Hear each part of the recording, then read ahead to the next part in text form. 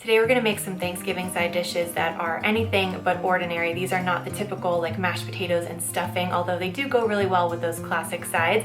These are plant-based vegan side dishes that are vibrant, colorful, super flavorful, like surprisingly so, and they're good hot or cold. So if you're going to a Friendsgiving or a potluck, or if you're doing a big Thanksgiving buffet and you're kind of worried about keeping everything hot at the same time, you don't have to worry with these recipes because they are good hot and fresh, but they're also good at room temperature or even chilled, so you can make them ahead of time. Super tasty and sure to please. So I hope you guys enjoy these recipes. Thank you to Olipop for teaming up with me, and let's get started with the first recipe, which is going to be a warm kale salad. When you hear salad, that's the last thing you think of when you think of Thanksgiving. We want all of the comfort foods, but that is what this is. We're going to saute some kale with onions and garlic to add lots of flavor, and then we're going to make a miso white wine sauce that's a little bit smoky. And I know that sounds really fancy, but I promise it's easy. You've got the smoky, you've got the garlicky. It's so good and could not be easier.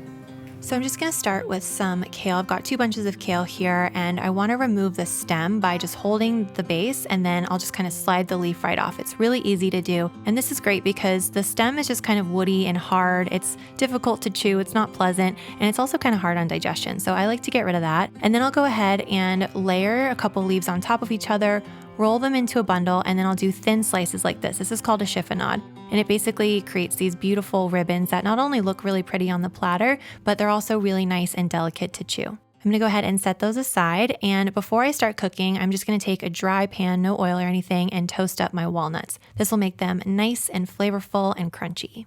After about 2 minutes, they should be nice and golden brown, and I'll just go ahead and transfer those to a plate and set that aside. Then I'll wipe out that same pan, and I'm gonna go ahead and add some avocado oil and my onions.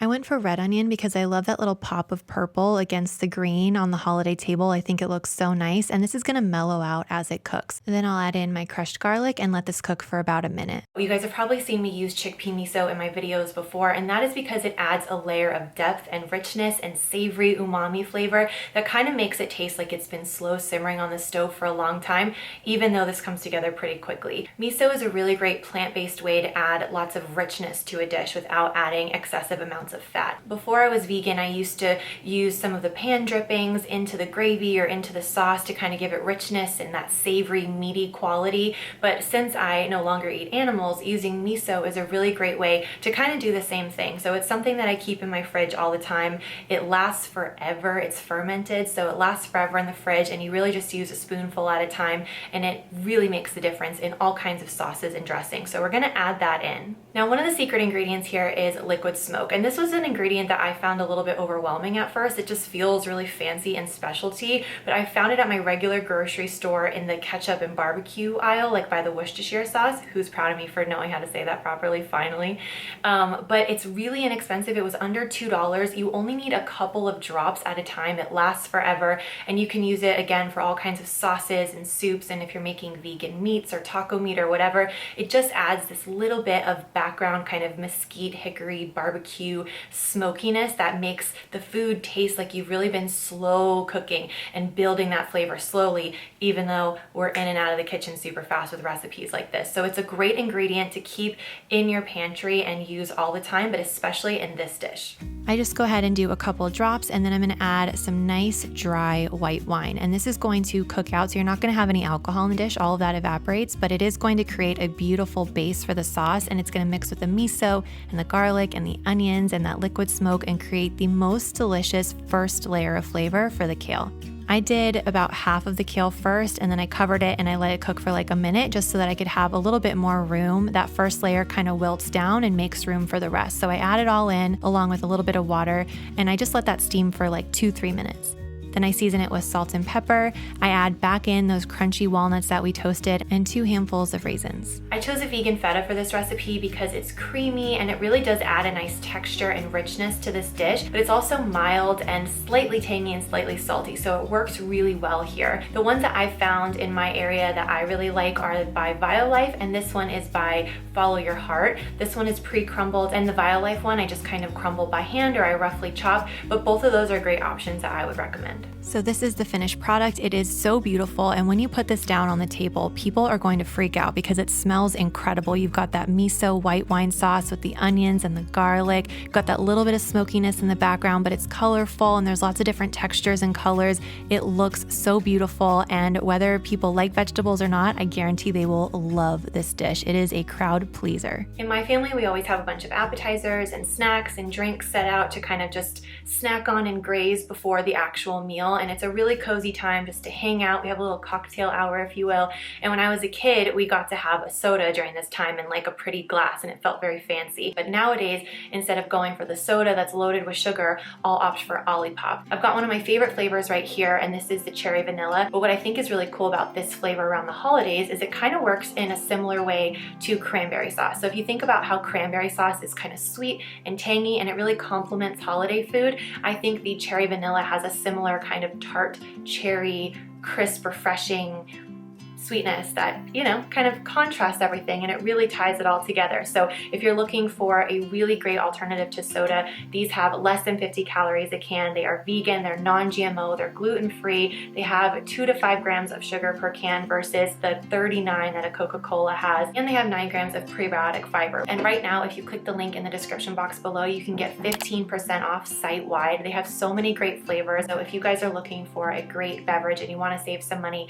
click that link or share it with a soda lover in your life. Get them off of this soda and switch them over to this because it's really, really good. And now we're going to move on to making my maple sea salt roasted butternut squash. It's going to be topped with a creamy sage cashew cream sauce, and then we're going to add lots of texture and flavor with toasted almonds, tart, chewy, sweet, dried cherries, and then some fresh herbs on top for a pop of color and some freshness. And this really is all of the best that the season has to offer on a plate. It is vibrant, it is colorful, it is hearty and satisfying and filling, which is something that I feel like people don't associate with vegan food. They think they're gonna be hungry because they're just eating salad, but this is mega flavorful and super hearty. So let's get into it. So I'm gonna start with butternut squash, and I like to go ahead and just peel it. And whenever I do this, I keep a mixing bowl out on the counter and I just kind of peel the scraps directly into the bowl. It makes cleanup so much easier. This is known as a garbage bowl. If you guys ever watched Rachel Ray's 30-minute meals back in the day, she always had a garbage bowl out, and I feel like it makes things so much easier. And I'm just gonna go ahead and put the squash into a mixing bowl and add lots of flavor with some salt, pepper, and nutmeg. The nutmeg and the black pepper really work together to create a very fall flavor profile for the squash. And then I'm just going to add some moisture with some olive oil and just a little bit of maple syrup. I do want to point out that the maple syrup here is really just to kind of enhance the natural sweetness that already exists in the squash. You may be tempted to omit the olive oil and just do all maple syrup, but if you do that, you run the risk of burning it in the oven because the sugar will caramelize quicker than the squash has time to cook on the inside. So it'll be like raw in the middle and burned on the outside, and the flavor will be all wrong, like way too caramelized. So you don't want to do that. You want to make sure that you get the ratio right, and I have tested this recipe, so it is in the description box below. All of the measurements are for a reason. I made the mistake of adding way too much maple syrup, and not only does that affect the way it cooks, but it also kind of just hides the delicious natural flavor of butternut squash. So we're really just kind of enhancing it with a little savoriness and a little sweetness, but letting the actual squash shine. That's what we want to happen here.